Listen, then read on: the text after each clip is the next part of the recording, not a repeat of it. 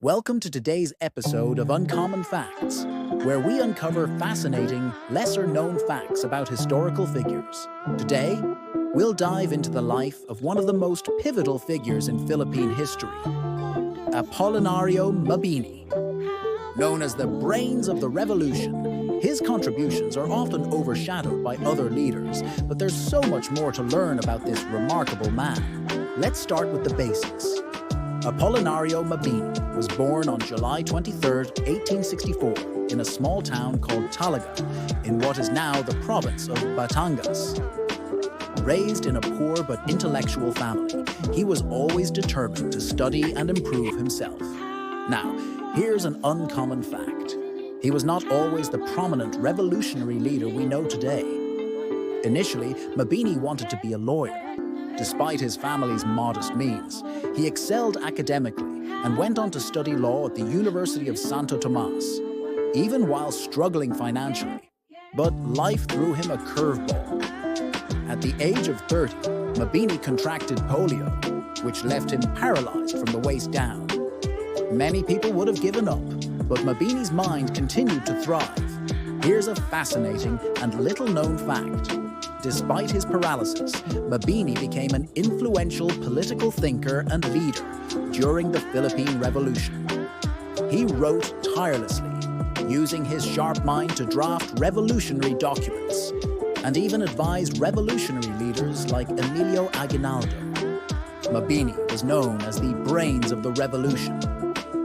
But did you know he didn't just provide strategy? He crafted the foundational ideas for the new government of the Philippines. His Constitution of the Philippine Republic, proposed in 1898, was instrumental in forming the ideals of the first Philippine Republic. Yet another uncommon fact, Mabini believed in a government based on justice, not on vengeance. Unlike other leaders of his time, he focused on establishing a republic with civil liberties and democratic principles, which were rare in revolutionaries at the time. In 1901, after the Americans defeated the revolutionary forces, Mabini was captured and exiled to Guam.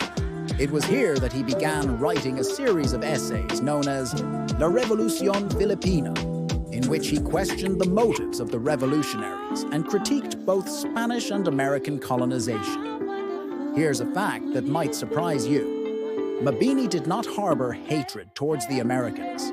In his exile, he observed and analyzed the American occupation, eventually concluding that the Filipinos themselves were largely responsible for their situation. He argued that they had allowed foreign powers to exploit their resources and control their government for far too long.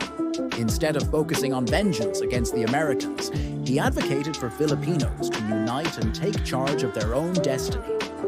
This progressive and somewhat radical idea was quite uncommon for the time period. Mabini's health declined rapidly, and he passed away on May 13, 1903, at the age of 38. While his physical life was brief, his intellectual legacy remains profound. Here's a final fact. Despite his death at such a young age, his writings and ideas continue to influence Filipino politics, and he is still revered as a national hero. His ideas on governance, justice, and freedom remain relevant in today's political landscape. From his humble beginnings to his groundbreaking role in the Philippine Revolution, Apolinario Mabini's life shows us that greatness isn't just about physical power, but about intellectual strength and moral integrity. He might not have wielded a sword, but his pen was a weapon of its own. Thanks for tuning into Uncommon Facts. If you learned something new today, don't forget to like, share, and subscribe for more fascinating stories from the past. See you next time.